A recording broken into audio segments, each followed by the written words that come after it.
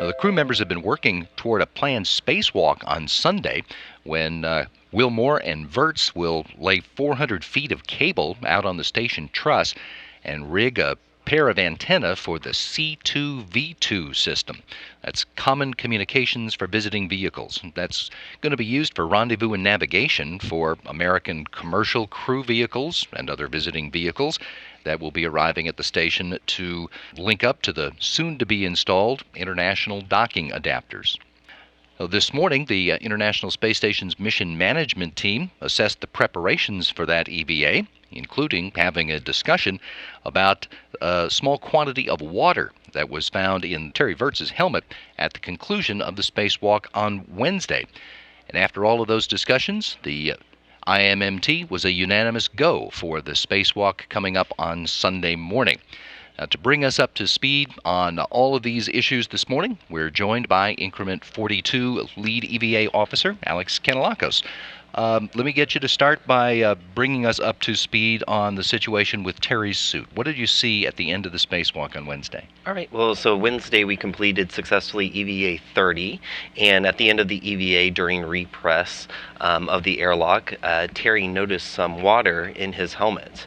And at the end of the EVA, when we got him out of the spacesuit, he was able to quantify that water by pulling some of it into a syringe. And he also commented that the back of his neck was a little wet, and that his comm cap, which is his it makes his ability to talk and communicate to the ground and the other crew members, it was also a little moist. And he reported about a quantity of 15. He estimated about 15 milliliters of water. That's a very small amount. It's a very small amount, and our suits are known to. During repress, basically, when you connect to the umbilical, you have a lot of cold air that's going past the cooling system of the suit, and this air will often condense. And as we repress, we have high-density gas that's flowing past this condensed water now that can often move the water over the crew member's helmet. And we have actually a spec of that. It's about 57 milliliters is what we expect to be pushed up to 57 milliliters. You're saying that you expect there's a specification for there's that a spec much amount, yes, and it doesn't always happen. It often depends on how cool the crew member's EMU, his spacesuit is, and so I kind of feel, just kind of for reference here, this is about 57 milliliters of water in this water bottle here, and you can see, like, if I turn it to the side, you can see how it flattens out, like he saw on his visor. It flattens out, and it can look really big, but it's less than a golf ball size of water. And so you're saying that this is something that you expect. That was the area that you begin to investigate.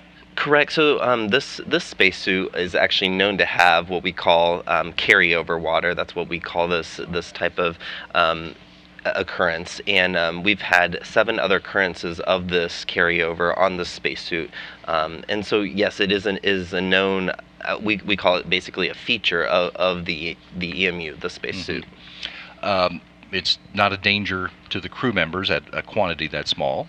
That's correct. So going back to my water bottle here, EVA 22 and 23, when at the end of EVA 23, when Luca had the water in his helmet, it was twice the amount of water that can fit into this water bottle. So the entire bottle. The entire bottle. So you can see that this amount is almost, an order of magnitude less than what Luca saw. So, and this is something you've seen before, and in fact, expected to happen.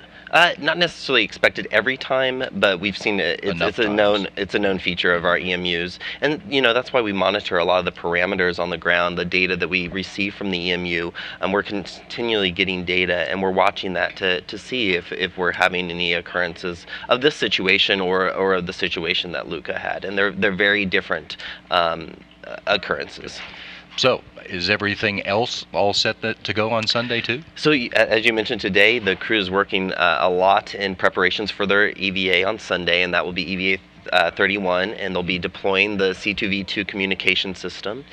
They've been working on their tool config, and tool config takes several hours to basically configure all the tools and hardware that they'll be taking out the door, from RETs or tethers to the actual antennas that they will be taking out the door. That's what they're preparing today.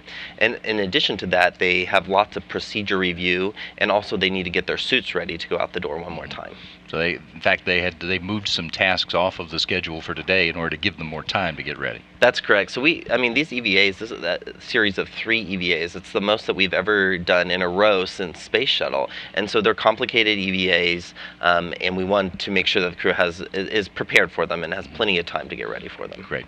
Alex, thanks for bringing us up to speed on what's going on. Well, thank you. Increment 42 Lead EVA Officer, Alex Kanalakos.